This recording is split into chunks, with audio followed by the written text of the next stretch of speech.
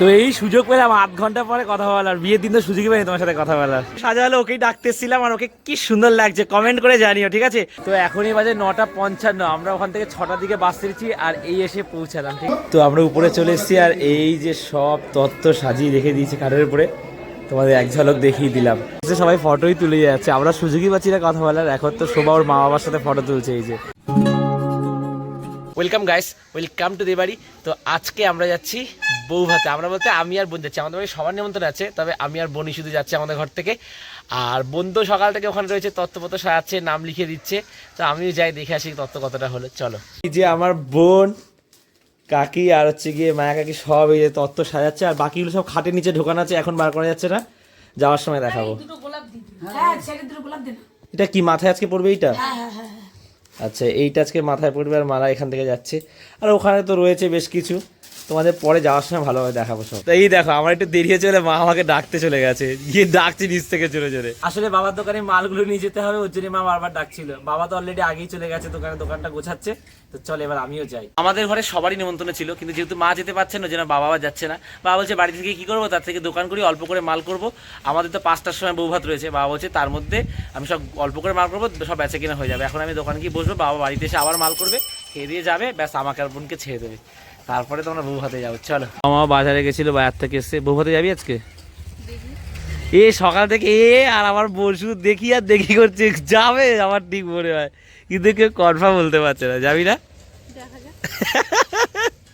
ঠিক আছে, বাড়ি যা।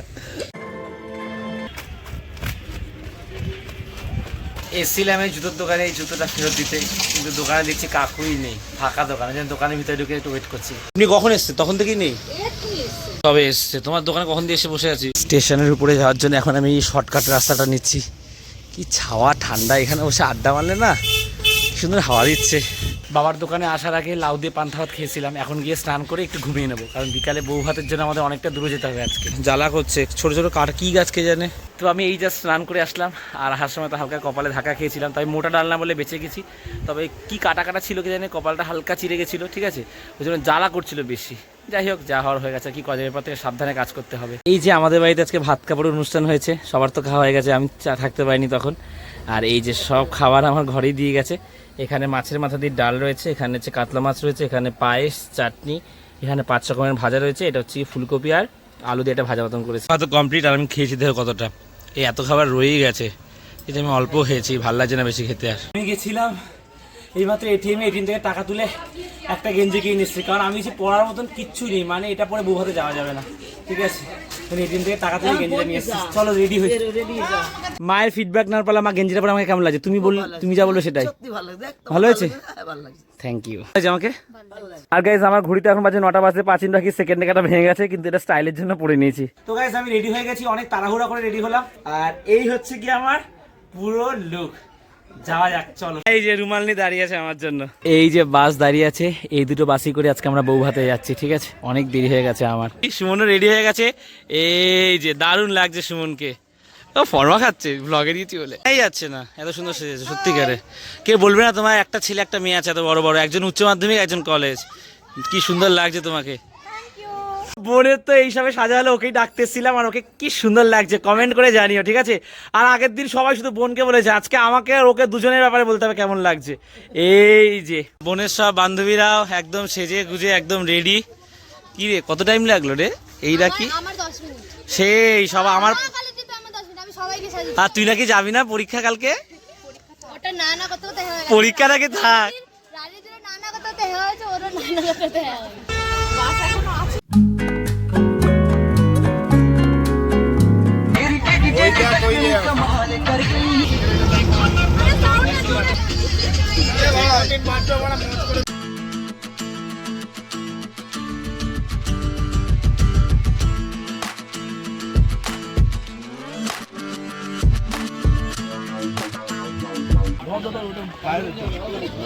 তো এখনই বাজে 9:55, আমরা ওখান থেকে 6টার দিকে বাস ছেড়েছি আর এই এসে পৌঁছালাম, ঠিক আছে?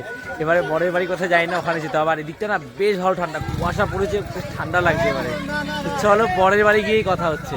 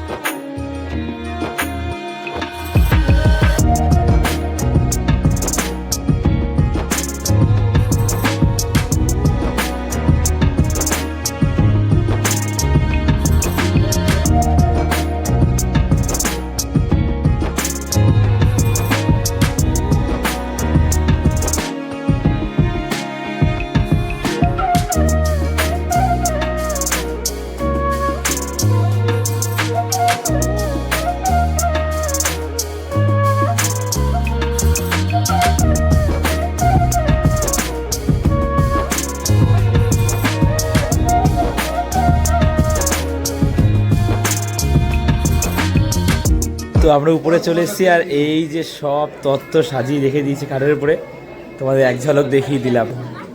আমরা হচ্ছে কি এসে প্রথমেই লস্যিটা নিলাম, যা খাই আপাতত। সবাই ফটোই তুলে যাচ্ছে, আমরা সুযোগই পাচ্ছি না কথা বলার। এখন তো সবাই ওর মা বাবার সাথে ফটো তুলছে। এই যে আর একটু টায়ার্ড হয়ে গেছে আমি আর বোন, আর অনেকটা জার্নি করে আসতে হয়েছে, তো প্রায় 4 ঘন্টা লেগে গেছে না, 4 ঘন্টা 4 ঘন্টা লেগে গেছে। যাই হোক দাঁড়িয়ে আছি কথা বলবো বলে, ঠিক আছে, কিন্তু সবাই ফটো তুলছে তো ওই জন্য আমরা দাঁড়িয়ে আছি লাইনে, কি করা যাবে। চিকেন পকোড়া নিতে এসছি, আমাকে দাও তো। পকোড়া তো খেলাম, এবার 2-4টে ফুচকা খাই। কফি দিন তো, এবার একটা কফি খাই। তো এই সুযোগ পেলাম 8 ঘন্টা পরে কথা বলার, বিয়ের দিন তো সুযোগই পাইনি তোমার সাথে কথা বলার। সব ভালো আছিস তো? এই যাতে দুজনকে খুব সুন্দর লাগছে পাশাপাশি। আমরা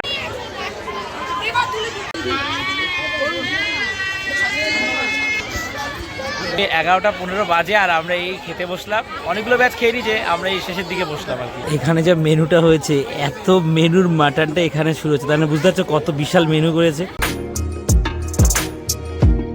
আমার পাতের অবস্থাটা দেখো, আর জায়গা নেই। মাটনটা ভালো চলে, শুধুই খেয়ে যাচ্ছি। ক্ষমা করে দিও, আমি এরা তো নোংরা করে খাই না, কিন্তু আগে খেতাম, কিন্তু আজকে কি হলো জানি না। দই নিয়েছি এবারে, আর সন্দেশ। মিষ্টি আমার ফেভারিট, ওই জন্য 4টে নিলাম, বেশি না, ভালো লাগলে আরো নেবো। এসো মা, আসলাম তাহলে, ঠিক আছে, ভালো হয়েছে খাওয়া দাওয়া। দেখো এই বাড়িতে কত বড় একটা পুকুর রয়েছে। বা খাওয়া দাওয়া তো কমপ্লিট, 11:50 বাজে। সবাই বাসের দিকে একে একে যাচ্ছে, আমিও যাই, বোন আগে গেল বন্ধুদের সাথে। আর আজকের রাতটা সেরা রাত ছিল, বিশেষ করে আসার সময় যা মজা হয়েছে না। 4 ঘন্টার সময় লেগেছে ঠিকই, কিন্তু কিভাবে কেটে গেল, নাচ গান হই হুল্লোড়, সেগুলো ভ্লগে দেখায়নি, কারণ ভ্লগ চালু করে না সবাই সতর্ক যায়, ভালোভাবে মন খুলে নাচতে পারে না। কিছু জিনিস মনের মণিকোঠায় থাক। উফ, দারুণ মজা হলো। তো আজকের এই ব্লগটা এখানেই শেষ করে দিচ্ছি। যদি ভালো লাগে একটা লাইক করে দিও, আর বাড়িতে প্রথমবার আসলে একটু সাবস্ক্রাইব করে দিও। তো আজ এতটাই, আবার কাল কথা হচ্ছে, চলো টাটা। তো এখনই তো না, তো এখনই সবাই চলে গেছে ফটো তুলতে, ঠিক আছে, তো এখনই সবাই যে ফটো তুলতে চলে গেছে।